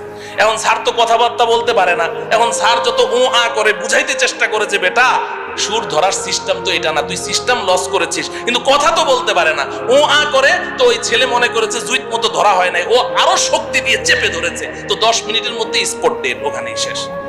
এটা বুঝি সুর ধরার সিস্টেম? কথা বলে না। তাহলে ধরায় ধরায় বেশ কম আছে, ধরায় ধরায় বেশ কম আছে। তো এখন আল্লাহ রব্বুল আলামিন তো বললেন যে আমার রশিটা চেপে ধর। 1 নম্বর হইলো রশি চিনতে হবে, নাকি রশি চিনা লাগবে না? 2 নম্বর হলো রশি ধরার সিস্টেম জানতে হবে। কয়টা কথা? 2টা কথা। 1 নম্বর হলো রশি চিনতে হবে। বলেন 1 নম্বর কি? 2 নম্বর কি? রশি ধরার সিস্টেম নাকি চিনা লাগবে না? রশি চিনা লাগবে। আমাদের দেশের কিছু ভাই তো রশি চিনতে ভুল করে ফেলেছে। এই বেচারারা সূরা আলে ইমরানের 103 নম্বর আয়াত পড়ে এখন পেরেশান, আল্লাহর রশি কোথায় পাওয়া যায়। কারণ রশি না ধরলে তো আর বাড়িতে যাওয়া লাগবে না, রশি তো ধরাই লাগবে। এখন খুঁজতে খুঁজতে অস্থির, কোথায় রশি পাওয়া যায়, কোথায় তো রশি নাই। পরে চিন্তা করলো যে কোরআন নাজেল হয়েছে মক্কায়, আচ্ছা ওখানে যাই। হজ করতে গেছে, মক্কা মদিনা পুরা ঘুরে আসলো, কেউ রশি চিনে না। দেশে আসার পরে মন টন খারাপ, রশি ধরতে পারলাম না, তাইলে তো আর জান্নাতের বাড়িতে যাওয়া হবে না। পরে দেখে সর্বনাশ, এই পাশের জেলায় ফরিদপুর গেলেই তো রশি পাওয়া যায়। কোথায়? কথা বলে না, আছে না নাই? কয়টা? কয়টা? কয় যে পাইছি, একে জন্মের মতো গিয়ে চেপে ধরে। ও আমার প্রিয় ভাইয়েরা, আপনাদের বিবেকের কাছে জানতে চাই, আল্লাহ তাআলা এমন রশির কথা বললেন যেই রশি পৃথিবীর কোথাও নাই, মক্কায়ও নাই, মদিনায়ও নাই, ফরিদপুর জেলায় গেলে পাই। এই রশি কি সেই রশি? এই রশি কি সেই রশি? তাইলে কি আমরা সবাই একমত হতে পারি যে আমাদের যে সমস্ত ভাইয়েরা ওই ফরিদপুরের 8 রশিতে গিয়ে হাত দিয়েছে তারা রশি চিনতে ভুল করেছে? যদি এই এলাকায় কেউ থাকেন আজকে তওবা করবেন, আজকে তওবা করবেন। করবো তো ইনশাআল্লাহ। ওই রশি না রে ভাই, আল্লাহর রশি কি এটা আগে চিনতে হবে। তাফসীরের কিতাব খুলেন, আমার কথা শোনার দরকার নেই, আমি তো সূরার নাম আয়াত নাম্বার বলে দিয়েছি। আপনি যে কোনো একটা গ্রহণযোগ্য তাফসীরের কিতাব খোলেন, সব মুফাসসিরিনে কেরাম এক কথা বলেছেন, এখানে কেউ দুই কথা বলেন নাই। তারা পরিষ্কার বলে দিয়েছেন হাবলুল্লাহি আল কুরআন, আল্লাহর রশির নাম হলো আল কুরআন। সুবহানাল্লাহ। আল্লাহর রশির নাম কি? আল্লাহর রশির নাম কি? তাইলে রশিটা কি আল্লাহ ছেড়েছেন না এখনো ছাড়েন নাই? হ্যাঁ, ছেড়েছেন। এখন কি করা লাগবে? আমাদের ধরা লাগবে। তাইলে এখন শেষ ওয়াজ হইল ধরবো কেমনে, ঠিক কিনা? শেষ ওয়াজ কি? ধরবো কেমনে। আচ্ছা দেখেন, এই যে আমার সামনে রশি আছে, এই যে রশি ধরলাম, এই যে দেখেন রশি ধরলাম, তো আঙ্গুল লাগে কয়টা? হ্যাঁ, কেউ যদি বলে যে আমি 5 আঙ্গুল দিয়ে ধরুম না, 4 আঙ্গুল দিয়ে ধরুম, তো ঝুলে থাকতে পারবে? টান মারলে ঝুলতে পারবে? 2 আঙ্গুল দিয়ে ধরলে? 5 আঙ্গুল দিয়ে যদি ধরি, এবার মাইকম্যানকে বলেন রশি টান দিবে, রশি ছিড়বে, আমার হাত ছুটবে না, ঠিক কিনা? তাইলে শক্ত করে ধরতে হইলে আঙ্গুল লাগে কয়টা? আল্লাহর রশি ধরতেও আঙ্গুল লাগবে 5টা। সুবহানাল্লাহ বলেন। এখন আমি এই 5টা আঙ্গুলের নাম বলবো, সবাই মুখস্থ করবেন। বাকি 5 আঙ্গুলের ওয়াজ আর করা আজকে হবে না, পাশেই তো থাকি, আরেকবার আসমুনি যদি আল্লাহ তৌফিক দেয়। 5 আঙ্গুলের ওয়াজ, এক একটা আঙ্গুলের ওয়াজ 1 ঘন্টা করে কমপক্ষে লাগবে, তাইলে না 5 আঙ্গুলের ওয়াজ করা যাবে, ঠিক কিনা? তা এখন 5টা আঙ্গুলের নাম আগে মুখস্থ করেন। আমি সংক্ষিপ্ত একটা এক্সরে রিপোর্ট দিয়ে যাই যে আঙ্গুলগুলো সুস্থ আছে কিনা, ধরা আছে কিনা। হ্যাঁ, মাঝে মধ্যে এক্সরে রিপোর্টটা বাইর করে দেখবেন, দেখবেন তো ইনশাআল্লাহ। আল্লাহর রশি ধরার 1 নম্বর আঙ্গুলের নাম হলো ঈমান। বলেন, সবাই বলেন। 1 নম্বর আঙ্গুলের নাম কি? ঈমান। 2 নম্বর আঙ্গুলের নাম ইবাদত।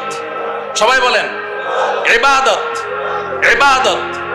3 নম্বর আঙ্গুলের নাম মুআমালা। আমি পরে অর্থ বলে দিব, এখন না বুঝেই মুখস্থ করেন। মুআমালা, মুআমালা, মুআমালা। 4 নম্বর মুআশারা, মুআশারা, মুআশারা। 5 নম্বর আখলাক, আখলাক, আখলাক। কয়টা হলো? 5টা। আবার বলি, 1 নম্বর কি? সবাই বলেন ঈমান। 2 নম্বর ইবাদত, বলেন। 3 নম্বর মুআমালা, মুআমেলা বলবেন না, মুআমালা, মুআমালা। 4 নম্বর মুআশারা, মুআশারা। 5 নম্বর আখলাক। কয়টা হলো? এই 5টা আঙ্গুল লাগবে, এই 5টা আঙ্গুল লাগবে। আপনারা সবাই শিক্ষিত মানুষ, সমজদার মানুষ, আপনারা বুঝে ফেলেছেন যে এই আঙ্গুল সেই আঙ্গুল না, ঠিক কিনা? রক্ত মাংসের আঙ্গুল না। তার মানে কি?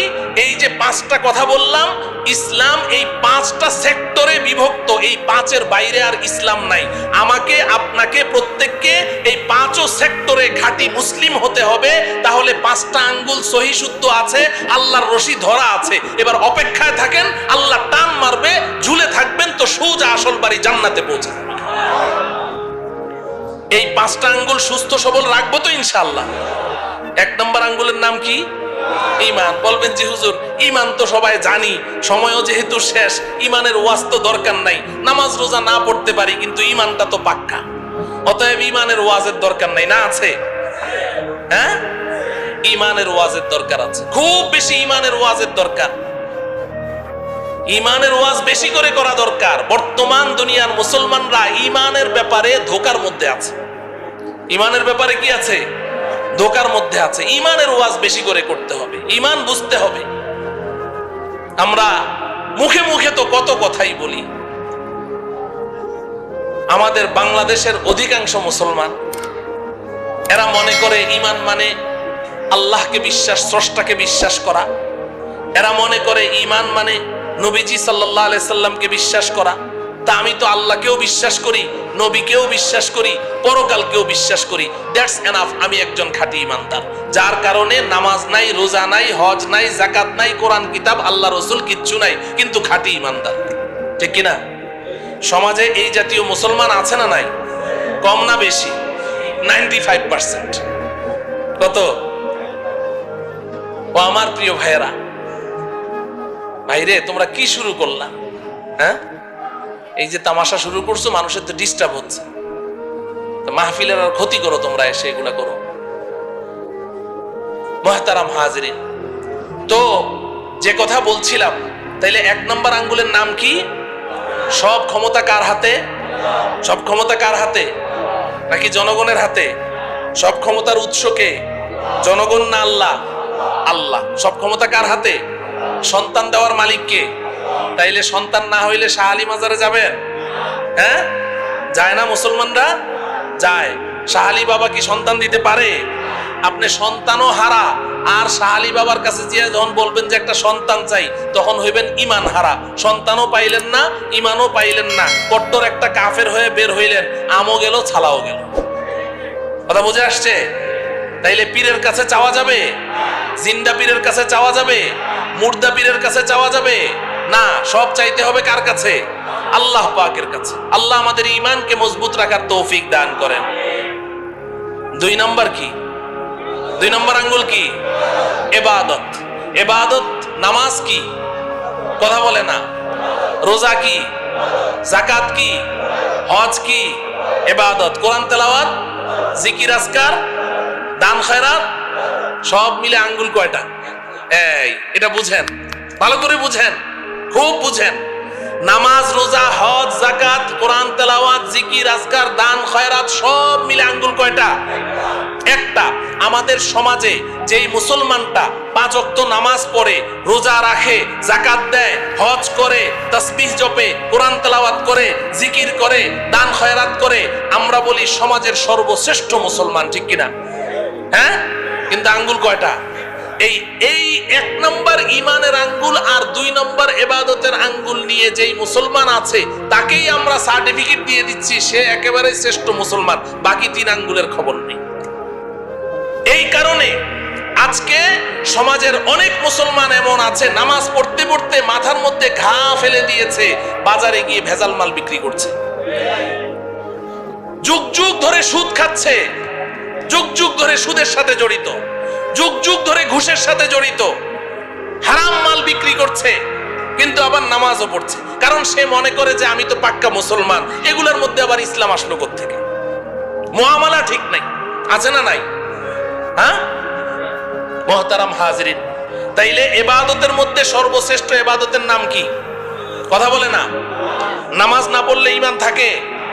বলে যে হুজুর নামাজ না পড়লে কি হবে, আমার ঈমান ঠিক আছে। আগে তো হাসতে হাসতে বলতো, এখন সিরিয়াসলি বলে যে হুজুর নামাজ না পড়লে কি হবে, আমার ঈমান ঠিক আছে। নামাজ না পড়লে ঈমান ঠিক থাকে না তো ভাই। নবীজি বলেছেন, আমার কথা না, বাইনাল আবদি ওয়াল কুফরি তারকুস সালাহ, কে ঈমানদার কে বেঈমান এটা কি কপালে লেখা আছে? চিনবো কেমনে? নবীজি বলেন, আমি বলে দিচ্ছি কেমনে চিনবা, দেখো লোকটা নামাজ পড়ে কিনা। যদি নামাজ পড়ে বলো ঈমানদার, নামাজ না পড়লে চুপ, কিছুই বলার দরকার নেই। কিন্তু ঈমানের সাক্ষী দেওয়ার জন্য কি লাগবে? নামাজ লাগবে। নামাজ পড়বো তো ইনশাআল্লাহ, নাকি নামাজ ছাড়া ঈমানদার? আল্লাহ পাক বুঝার তৌফিক দান করেন। 3 নম্বর আঙ্গুলের নাম কি? মুআমালা। মুআমালা 3 নম্বর আঙ্গুল কি? মুআমালা মানে লেনদেন। মুআমালা মানে কি? ও আমার প্রিয় ভাইয়েরা, খুব বুঝেন, এখানে আমাদের সমস্যা আছে। নামাজ রোজা যাই করি, কিন্তু লেনদেন ঠিক নাই। মুসলমানদের লেনদেন কি নাই? ঠিক নাই। বেচা কেনা, ঋণ দেওয়া, ঋণ পরিশোধ করা, বিবাহ শাদী, সামাজিক আচার আচরণ, অনেক কিছুর মধ্যে আমাদের লেনদেন কি নাই? ঠিক নাই। ইবাদত আল্লাহর হক। ইবাদত কার হক? লেনদেন কার হক? বান্দার হক। বলেন কার হক? বান্দার হক। আমি ইবাদতের মধ্যে কোনো ত্রুটি করেছি, আল্লাহর কাছে ক্ষমা চাই। আল্লাহ, আপনার সাথে আমার মুআমালা ঠিক নাই, নামাজে আমার ত্রুটি হয়েছে, রোজায় ত্রুটি হয়েছে। আল্লাহ বড় মেহেরবান, কান্নাকাটি করেন, ক্ষমা চান, আল্লাহ মাফ করে দিবেন। কিন্তু আপনি মুআমালা ঠিক করেন নাই। আপনি কোনো বান্দার হক আপনি অন্যায়ভাবে আপনি নষ্ট করেছেন। 10টা টাকা তার ইচ্ছার বাইরে জবরদস্তি তার কাছ থেকে আপনি নিয়েছেন। আপনি সারা জীবন সেজদায় পড়ে থাকেন, সারা জীবন সেজদায় পড়ে থাকেন, আল্লাহর কাছে কান্নাকাটি করেন, আল্লাহ আপনাকে মাফ করবে না। কেন মাফ করবে? আপনি অন্যায় কি আল্লাহর সাথে করেছেন না বান্দার সাথে? তাহলে আপনি যার সাথে অন্যায় করেছেন তার কাছে না মাপ চাইবেন? কথা বুঝে আসে? খবরদার, খবরদার, মুআমালা ঠিক করতে হবে, লেনদেন ঠিক করতে হবে। হাসরের ময়দানে অনেক নামাজ, রোজা, হজ, যাকাত, কোরআন তেলাওয়াত, তাসবিহ, তাহলিল, জিকির, আজকার, নফল রোজা, নফল দান খয়রাত, অনেক একদম ইবাদতের আমলের পাহাড় নিয়ে উঠবে, পাহাড় নিয়ে। অন্যরা এভাবে তাকিয়ে থাকবে, বাপ রে বাপ, এত আমল করেছে, এত নেকি, এত সওয়াব, সবাই এভাবে তাকিয়ে থাকবে। এমন ব্যক্তি উঠবে, কিন্তু হাসরের ময়দানে পাওনাদারদের ঋণ পরিশোধ করতে করতে ওর নেকি সব খালি হয়ে যাবে, তাকে আল্লাহ পাক জাহান্নামে নিক্ষেপ করবে। পরিষ্কার হাদিস, পরিষ্কার হাদিস। পাওনাদাররা ওই সময় দাঁড়িয়ে যাবে, দুনিয়াতে খুব বাবুগিরি করেছেন, খুব বেটাগিরি করেছেন, মাস্তান, সন্ত্রাস, খুব পাওয়ার, মানুষের জমি জমা কুক্ষিগত করেছেন, ভূমিদস্যু, ভূমিখোর, সন্ত্রাসী করে করে মানুষের টাকা পয়সা মেরে খেয়েছেন, অনেক শক্তি, অনেক ক্ষমতা। কিন্তু ভাই, আল্লাহ পাকের সামনে গিয়ে আপনাকে দাঁড়াতে হবে, এটা মাথায় রাখেন। যখন আল্লাহ পাকের আদালতের কাঠগড়ায় দাঁড়াবেন, তখন আপনার কি অবস্থা হবে? নবীজি সাল্লাল্লাহু আলাইহি সাল্লাম সাহাবায়ে কেরামকে প্রশ্ন করেছেন, এই বলো তো দেখি, সবচেয়ে বড় মিসকিন কে? সবচেয়ে বড় মিসকিন কে? তো সাহাবায়ে কেরাম বললেন, ইয়া রাসূলুল্লাহ, 1 লোকমা 2 লোকমা খাবারের জন্য মানুষের দাঁড়ে দাঁড়ে ঘুরে, ওই তো সবচেয়ে বড় মিসকিন। নবীজি বললেন, না, বরং সবচেয়ে বড় মিসকিন হলো ওই ব্যক্তি যে হাসরের ময়দানে পাহাড় সমপরিমাণ নেকি নিয়ে উপস্থিত হবে। আল্লাহ পাক তার জন্য জান্নাতের ফয়সালা করবেন। সে যখন জান্নাতের দিকে রওনা করবে, পেছন থেকে একজন দাঁড়িয়ে বলবে, রব্বুল আলামিন, লোকটা কই যায়? আল্লাহ বলবেন, ওরে জান্নাত দিয়ে দিয়েছি, দেখো না কি পরিমাণ নেকি নিয়ে আসছে। আল্লাহ একটু দাঁড়াইতে বলেন, কি সমস্যাটা কি? দুনিয়াতে আমি ওর কাছে 5 লাখ টাকা পাইতাম, দেয় নাকি? তাই নাকি? এদিকে আস, এদিকে আস। এই ধরা খায় গেল। ও 5 লাখ টাকা পাইতো? বলে, হ্যাঁ, দাও, টাকা দাও। আল্লাহ টাকা দেবো কোত্থেকে? এখানে টাকা পাবো কোথায়? এখানে তো টাকার লেনদেন নাই। বলে, কিসের? বলে, নেকির লেনদেন হয়, 5 লাখ টাকার নেকি দিয়ে দাও। তো ওর ওখান থেকে 5 লাখ টাকার নেকি দিয়ে দিবে। তো একজন পাওনাদার যারা নাকি মানুষের টাকা নিয়ে মাইরা খায়, এরা কি একজনের টাকা মেরে খায় খালি, নাকি এটা তার অভ্যাস? তো যখন এক পাওনাদারে পেয়ে গেল নেকি 5 লাখ টাকার, বাকি পাওনাদাররা কয়, বাহ, চমৎকার, তো এখন সব দাঁড়ায় যাবে। আল্লাহ, আমি পাইতাম 1 লাখ, আল্লাহ আমি 2 লাখ, আল্লাহ আমি 10 টাকা, আমি 20 টাকা, সব দাঁড়ায় যাবে। আল্লাহ বলবেন, দাও, দাও। এই নেকি পরিশোধ করবে, ওই ঋণ পরিশোধ করতে করতে এক পর্যায়ে তার নেকি শেষ হয়ে যাবে। নবীজি বলেন, পাওনাদারদের সিরিয়াল এখনো রয়ে গেছে, নেকি শেষ। এবার আল্লাহ রব্বুল আলামিন বলবেন, দাও। আল্লাহ, শেষ, দিব কোত্থেকে? ও আচ্ছা, নাই, এক কাজ করো, তোমরা যে যত টাকা পাও ওই অত টাকার গুনাহ ওর আমল নামায় দিয়ে দাও। নাউজুবিল্লাহ বলেন। ও আমার প্রিয় ভাইয়েরা, বুঝেন, বুঝেন, বুঝতে চেষ্টা করেন। এগুলো কোনো আরব্য উপন্যাসের কথা বলছি না, গল্প কাহিনী বলছি না, এটা হাদিসের কথা বলছি, রাসূলের কথা বলছি। কোনো উপায় থাকবে না, এখনো ঠিক করেন লেনদেন, এখনো ঠিক করেন। 1টা টাকা কেউ পায়, 2টা টাকা পায়, 5টা টাকা পায়, অন্যায় ভাবে নিয়েছেন, তাড়াতাড়ি পরিশোধ করেন। কোনো উপায় থাকবে না, কোনো উপায় নাই। এখানে কারো সুপারিশ চলবে না, দেওয়াই লাগবে, না হলে জাহান্নাম। এটাকে মুআমালা বলা হয়। আমাদের অত্র অঞ্চলে, আমি তো এখানে অনেক দিন যাবত আছি, অত্র অঞ্চলে, বাংলাদেশের সব জায়গাতেই, তবে এই সমস্ত অঞ্চলে বেশি প্রবণতা আছে, বাবা মারা যায়, বাবার সম্পত্তি বড় ভাই কুক্ষিগত করে রাখে, অন্য ভাইদেরকে দেয় না। আছে না নাই? বড় ভাই, মাওলানা আসলে আমাকে বলবেন, বড় ভাই কি করে রাখে? নিজের হাতে কুক্ষিগত করে রাখে, ভাইদের মধ্যে সম্পত্তি বন্টন করে দেয় না। আবার কিছু আছে ভাইদের মধ্যে বন্টন করে, বোনদেরকে দেয় না, বোনদের হক দেয় না। আরে আমরা তো মসজিদে ইমামতি করি না, তো মুসল্লিরা যারা আছে সব সুখ দুঃখের কথা তো আমাদের সাথে আলাপ করে, আমাদের কাছে এসে বলে। তো সমাজে এমন অনেক মানুষকে চিনি আমি নাম ধরে ধরে বলতে পারবো, অমুক অমুক অমুক অমুক, কোটি কোটি মিলিয়ন বিলিয়ন ডলারের মালিক আমাদের সমাজে এমন আছে, বাস সম্পত্তি নিজের হাতে কুক্ষিগত করে রেখেছে, কিন্তু 5 ওয়াক্ত নামাজ পড়ে, এত লম্বা লম্বা দাড়ি। আমি অনেককে চিনি। আপনি কি করছেন এটা? এক ভাই এসে আমার কাছে কান্নাকাটি করলো যে বড় ভাই তো আমাদের সম্পত্তি ভাগ করে দেয় না। তা আমি তাকে ডাকলাম, ডেকে বললাম দেন না কেন? কয় যে হুজুর কি যে বলেন, আজকে যদি আমি ভাগ করে দিই কালকেই তো পথের ফকির। কেন? সব বেচে বুচ্চে খায়া ফেলাবে। আমি কই ওদের সম্পত্তি ওদের হাতে দিবেন, ওরা বেচে খাবে নাকি সাগরে ফেলে দিবে, ওটা আপনার সমস্যাটা কি? আপনার সমস্যা কি? কে আপনাকে এই দায়িত্ব দিয়েছে ভাইদের সম্পত্তি নিজের হাতে ধরে রাখার? কেন আপনি জাহান্নামে যাচ্ছেন? বন্টন করে দিব তো? কথা বলে না। দিব তো ভাগ করে? মুআমালা, এটাকে কি বলে? মুআমালা। বোনদের হক দিয়ে দিব তো? বোনদের হক দিয়ে দেন ভাই। বোনেরা, আপনি ভাই তো আপনার কাছে এসে হাসি মুখে কথা বলে, কিন্তু আপনার পেছনে চোখের পানি ফেলে ফেলে আল্লাহর কাছে আপনার জন্য বদদোয়া করে, আপনার জন্য বদদোয়া করে। আপনার সামনে এসে হাসে ঠিকই না, আপনার বিবেকে লাগে না যে শরীয়তে ইসলাম আপনার বোনকে যতটুকু দিয়েছে আপনাকে তো তার দ্বিগুণ দিয়েছে, ডবল দিয়েছে। আপনার লজ্জা হয় না আপনি ডবল পাইলেন, তারপরে আপনি বোনের হকটা কিভাবে মেরে খান? বন্টন করে দিব তো ইনশাআল্লাহ সমানভাবে। মুআমালা আল্লাহ পাক ঠিক করার তৌফিক দান করেন। কারো কোনো পাওনাদার যেন আমার কাছে না থাকে, সব পরিশোধ করে ফেলবো। যদি পরিশোধ করতে না পারি, পাওনাদারের কাছ থেকে সময়, আমি যিনি যার কাছ থেকে নিয়েছি, আমি ঋণদাতা, তার কাছে গিয়ে ক্ষমা চেয়ে তার কাছ থেকে সময় নিব যে ভাই আমাকে সময় দাও, আমি এত কিস্তিতে তোমার ঋণ পরিশোধ করে দিব। এইভাবে তাদের ঋণ পরিশোধ করে দিতে হবে, না হলে বাঁচার কোনো উপায় থাকবে না। 4 নম্বর আঙ্গুলির নাম কি? মুআশারা। বলেন মুআশারা। মুআশারা শব্দের অর্থ হলো আচার ব্যবহার, সামাজিকতা, বিহাইভ। কে কার সাথে কেমন ব্যবহার করবে, এটাই ইসলামের 5 ভাগের 1 ভাগ। সুবহানাল্লাহ। কে কার সাথে কেমন আচরণ করবে, কেমন ব্যবহার করবে, এটাকে মুআশারা বলা হয়। ও আমার প্রিয় ভাইয়েরা, আজকে মুসলমানদের মুআশারা ঠিক নাই। বড় ছোটকে স্নেহ করে না, ছোট বড়কে শ্রদ্ধা করে না। বাবা সন্তানের সাথে কেমন মুআশারা করবে, কেমন ব্যবহার করবে, সন্তান মা বাবার সাথে কেমন ব্যবহার করবে, স্বামী স্ত্রীর সাথে, স্ত্রী স্বামীর সাথে, উস্তাদ ছাত্রের সাথে, ছাত্র উস্তাদের সাথে কেমন ব্যবহার করবে, এটাকেই মুআশারা বলা হয়। আজকে আমাদের মুআশারা ঠিক নেই, এই কারণে প্রত্যেকটা জায়গায় আমরা অশান্তির আগুনে দাউ দাউ করে জ্বলছি। আমাদের মুআশারা ঠিক নেই। আল্লাহ সন্তান মা বাবার সাথে কেমন মুআশারা করবে, কোরআনে কারীমে বলে দেওয়া আছে না নাই? আহা, কত সুন্দর করে আল্লাহ বলেছেন, কত সুন্দর করে। ইম্মা ইয়াবলুগান্না ইনদাকাল কিবারা আহাদুহুমা আও কিলাহুমা। এই আমার যুবক ভাইয়েরা, যুবতী বোনেরা, যাদের মা বাবা জিন্দা আছে, ভালো করে শুনে নাও।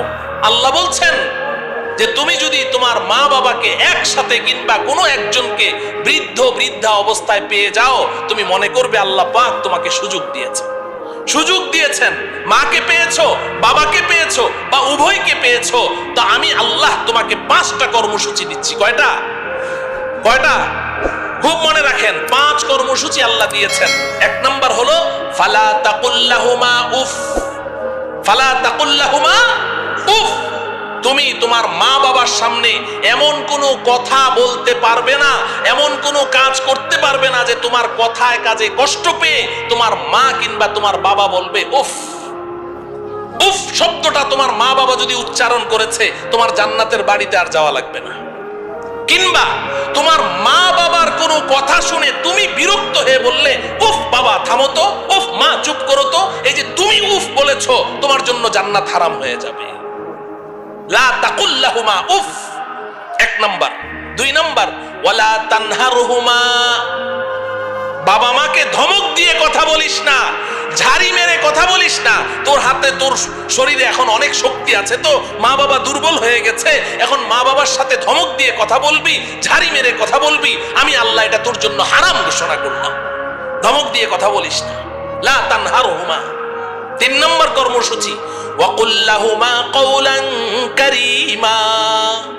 মা বাবার সাথে নরম স্বরে আদরের স্বরে কথা বলো, আদর করে করে মা বাবার সাথে কথা বলো। যখন মা বাবা বুড়া বুড়ি হয়ে যাবে, তো সে তোমার ছোট বাচ্চা, 3 বছর 4 বছরের বাচ্চার মতো। বছরের সন্তানটার সাথে তুমি কিভাবে কথা বলো? তুমি যখন ঘর থেকে বের হও, তো বাচ্চাটাকে কোলে নিয়ে 2 গালে চুমু দিয়ে বলো, আব্বু তোমার জন্য কি আনবো, মজা আনবো, তক্কেত আনবো, বিক্কু আনবো। কি ঢং করে করে তুমি কথা বলছো। তো তোমার বাচ্চাটার সাথে এত সুন্দর করে কথা বলো, মা বাবার সাথে কথা বলতে গেলে তখন তোমার মেজাজটা কেন খারাপ হয়ে যায়? Same same same same. মা বাবার সাথেও আদর করে করে কথা বলতে হবে। ওয়াকুল্লাহুমা কওলান কারীমা। চেহারাটা গোমরাহ করে রেখো না, গাল ফুলিয়ে রেখো না। মা বাবার সামনে গিয়ে এমন ভাবে মুড অফ করে রাখো যে তোমার মার মনে চায় একটু কমলা খাবে, কিন্তু ভয়ে তোমাকে বলতে পারে না। তুমি এমন ভাব নিয়ে চলো যে বাবা আমি একটু কমলা খাবো, মনের কথাটা বলতে সাহস পায় না। তুমি এমন ভাব নিয়ে চলো না, ধরা খেয়ে যাবে, সমস্যায় পড়ে যাবে। ফ্রি হয়ে যাও মা বাবার সাথে, এমন ফ্রি হয়ে যাবে যে তাদের মনের মধ্যে যেই কথা আসবে সেটাই যেন অকপটে তোমাকে খুলে বলতে পারে, ভয় যেন না পায়। ওয়াকুল্লাহুমা কওলান কারীমা। 4 নম্বর কর্মসূচি আল্লাহ দিচ্ছেন, ওয়াখফিদ লাহুমা জানাহাজ যুল্লি মিনার রাহমা। এই যুবক, মা বাবার সামনে তোমার বিনয়ের 2টো ডানা বিছিয়ে দাও। মা বাবার পায়ের নিচে তোমার বিনয়ের 2টো ডানা বিছিয়ে দাও, একদম নরম হয়ে যাও, নরম হয়ে যাও। 4টা কর্মসূচি আল্লাহ দিয়েছেন, এইভাবে মা বাবাকে লালন পালন করো। এক সময় মা বাবা চলে যাবেন, তুমি ঋণ পরিশোধ করতে পারোনি, কোনোদিনও পারবে না। তোমার গায়ের চামড়া খুলে দাও, তাও ঋণ পরিশোধ হয়নি। মা বাবা তো চলে গেছেন, 4 কর্মসূচি তুমি পালন করেছো। এবার আমি আল্লাহ তোমাকে 5ম আরেকটা কর্মসূচি দিচ্ছি, ওয়াকুর রব্বিরহামহুমা ওয়াকুর রব্বিরহামহুমা কামা রব্বায়ানি সগীরা।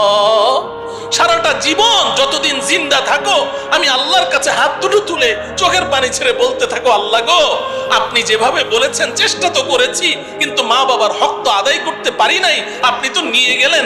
আল্লাহ গো, আমি যখন দুগ্ধপুষ্য শিশু ছিলাম, তখন আমার মা আমাকে যেভাবে আদর আহ্লাদ করে লালন পালন করেছেন, আমার বাবা যেভাবে আমাকে আদর সোহাগ করে লালন পালন করেছেন, আল্লাহ গো এখন তো আমার আব্বা আম্মা আপনার কাছে, আপনিও আমার আব্বা আম্মাকে ওইভাবে আদর সোহাগ করে লালন পালন।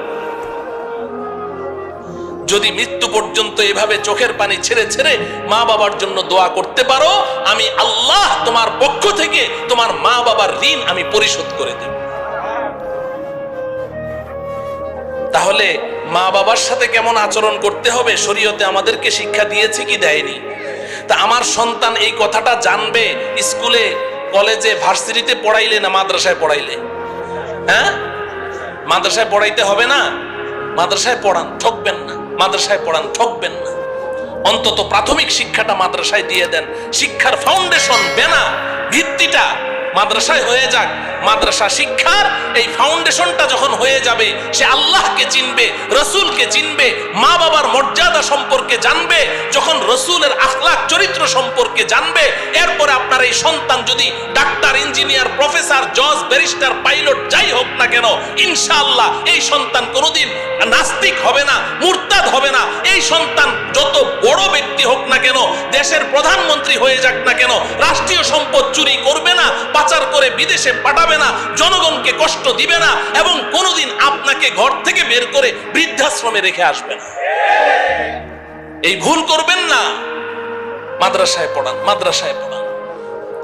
এটাকে মুআশারা বলা হয়। আজকে আমাদের মুআশারা ঠিক নাই। স্বামী জানে না স্ত্রীর সাথে কেমন মুআশারা করবে, স্বামী জানে না। এই মুআশারা না জানার কারণে বিবাহ করে, বচন না গড়াইতেই কয় ডিভোর্স। 1 তালাক, 2 তালাক, 3 তালাক। হায় রে ডিভোর্স, খালি ডিভোর্স। আমরা ফতুয়ার কাজ করি তো, এই আমাদের কাছে যত ফতুয়া আসে, মানুষের জীবনে কি খালি একটাই সমস্যা, খালি ডিভোর্স? ম্যাক্সিমাম খালি মাসআলা খালি এটাই, হুজুর মাথা গরম হয়ে গেছে, 3 কথা বলে ফেলছে। এই ডিভোর্সের প্রবণতা দিন দিন কমছে না বাড়ছে? কেন বাড়ছে? মুআশারা ঠিক নাই, মুআশারা ঠিক নাই। স্বামী জানে না স্ত্রীর সাথে কেমন মুআশারা করতে হয়, স্ত্রী জানে না স্বামীর সাথে কেমন মুআশারা করতে হয়। মুআশারা ঠিক করতে হবে, মুআশারা ঠিক করতে হবে। নবীজি সাল্লাল্লাহু আলাইহি ওয়াসাল্লাম তার বিবিদের সাথে কেমন আচরণ করেছেন, এটা আমার পড়তে হবে, সিরাতুন নবী পড়তে হবে, রাসূলের জীবনী পড়তে হবে, রাসূলের পারিবারিক জীবনটা কেমন ছিল, নবীজি তার বিবিদের সাথে কেমন আচরণ করেছেন এটা আমার জানতে হবে, ওইভাবে আমার পরিবার নীতি চালাতে হবে। তাহলে ইনশাআল্লাহ ডিভোর্স শব্দ মুখে আসবে না। নবীজি কি কোনো একজন বিবিকে ডিভোর্স দিয়েছিলেন জীবনে? বিবি কি একজন দুইজন? কয়জন? তো 11 জনের মধ্যে তো একজনকেও ডিভোর্স দিলেন না। আর আপনি একজন বিবি, তাতে আপনি ডিভোর্স দিতে পাগল হয়ে গেলেন, ব্যাপারটা কি?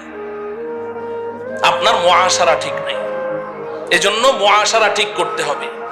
স্ত্রী জানে না তার স্বামীর সাথে কেমন মুআশারা করতে হয়। আজকাল তো আধুনিক যুগ, বিজ্ঞানের যুগ, যুবকরা মনে কষ্ট নিয়েন না। আমি ছোটবেলায় একটা ওয়াজ শুনেছিলাম, ওই যে যুক্তিবাদী সাহেবের, হাবিবুর রহমান যুক্তিবাদী সাহেবের, ওনার ওয়াজ শুনেছিলাম। আমি তখন হেফজ পড়ি রংপুরে। তো ওই ওয়াজের মধ্যে উনি বলেছিলেন যে আধুনিকতা, যুবকদের যে আধুনিকতা যে কত বড় বিপদের কারণ হয়। তো এক যুবক, সে অনেক পড়াশোনা করেছে, হাই লেভেলে পাশ করে এসেছে, এখন সে বিবাহ করবে, খুব মডেল তারকা, নাচনেওয়ালি, গানেওয়ালি এরকম মেয়ে তালাশ করছে, কিন্তু বাবা মা বলে যে না, আমরা গ্রামের মেয়ে বিয়ে করাবো, পর্দানসীন নামাজি মেয়ে। যুবক রাজি না, কিন্তু বাবা মার ইচ্ছায় শেষমেশ ওই গ্রামের এক পর্দানসীন মেয়েকে বিয়ে করে আনলো। এখন মেয়ে বাসর রাতে যখন যুবক গেল, ঢুকলো, তো মেয়ে তো ঘোমটা, লম্বা ঘোমটা দিয়ে বসে আছে। ওই যুবক তো ওই ঘোমটা দেখে ওর মেজাজ গরম হয়ে গেছে। বর্তমান যুগে আবার এই ঘোমটা টোমটা চলে নাকি, এটা দেখে ওর মেজাজ গরম। এরপরে ভিতরে যখন ঢুকলো, এখন বিবি সাহেবা বলে আসসালামু আলাইকুম ওয়া রাহমাতুল্লাহ। সালাম শুনে আরো মেজাজ গরম, উত্তর তো দিলই না, বস বসে আছে আর রাগে খালি ফুসছে। এবার বিবি সাহেবা উঠে এসে স্বামীর পায়ের জুতা খুলে দেয়, মোজা খুলে দেয়, হাত পাখা নিয়ে বাতাস করে। স্বামী একটা কথা 3 বার জিজ্ঞেস করলে তারপরে জবাব দেয়। এখন কয় কি ব্যাপার, কোন খেত বিয়ে করে আনলাম, এটা নিয়ে কেমনে সমাজে চলবো?